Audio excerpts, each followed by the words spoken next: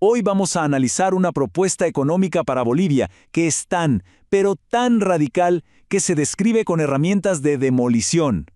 Es una promesa de cambio profundo que, según los análisis, podría dejar al país al borde de un precipicio. La propuesta de Jorge Tuto Quiroga para la economía boliviana se resume en esta frase, que es súper visceral: motosierra, machete y tijera. Y créanme, estas palabras no son al azar. Dejan muy claro que estamos hablando de una terapia de shock, un intento drástico por sanar una economía que está en serios problemas. Pero bueno, para entender una receta tan extrema, primero hay que diagnosticar la enfermedad, ¿no? O sea, ¿qué tan grave es la situación en Bolivia como para justificar una medida de este calibre? A ver, para octubre de 2025 el panorama es complicado. Tenemos una inflación acumulada que ya está casi en el 18.3%. Hay un abismo enorme entre el tipo de cambio oficial y el paralelo, el de la calle. Y el diésel tiene un precio artificialmente bajo. Si a eso le sumamos la escasez de dólares y una economía que se frena, pues sí, la situación es delicada, muy delicada.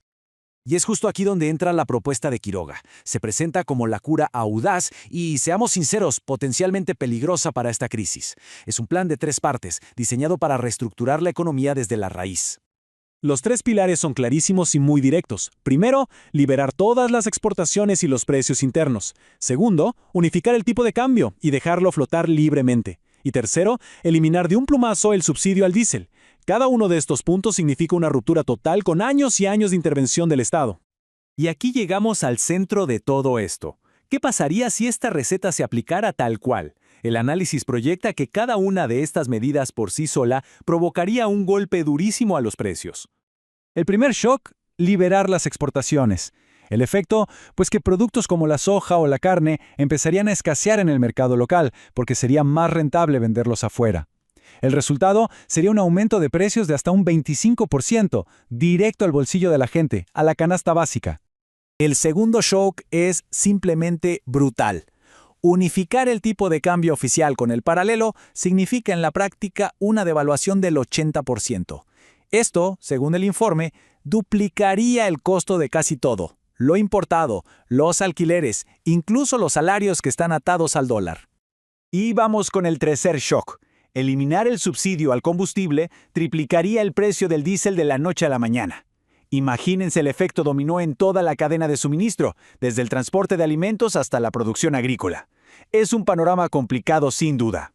Entonces la pregunta del millón es: ¿qué pasa cuando estos 3 golpes tan potentes impactan en la economía al mismo tiempo?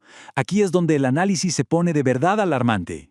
Cuando sumamos los efectos, el informe llega a una conclusión impactante. El impacto total en la inflación podría ser de entre un 65 y un 100%. En un solo año. ¡Caramba! Es una cifra que de verdad pone los pelos de punta. Un aumento de precios de esta magnitud pondría al país en el umbral mismo de la hiperinflación. Para que quede claro, estamos hablando de una inflación por encima del 50% al mes.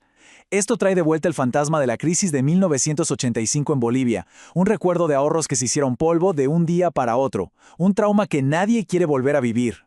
Frente a este fantasma, la pregunta es inevitable. ¿Es este el único camino posible? Ante un riesgo tan catastrófico, el análisis se pregunta si existe una alternativa, una forma menos dolorosa de avanzar. Y el informe propone una alternativa, un enfoque gradual. Primer paso: en lugar de un solo golpe, ir implementando las reformas por fases. Por ejemplo, una flotación controlada del tipo de cambio, o sea, dejar que se mueva pero con intervenciones para que no haya saltos bruscos. Segundo, y esto es clave, crear redes de seguridad, subsidios directos para proteger a las familias más vulnerables. Tercero, no actuar en solitario, buscar apoyo del Banco Central y de organismos como el FMI para generar confianza. Y por último, monitorear de cerca cada indicador para poder ajustar el rumbo si hace falta.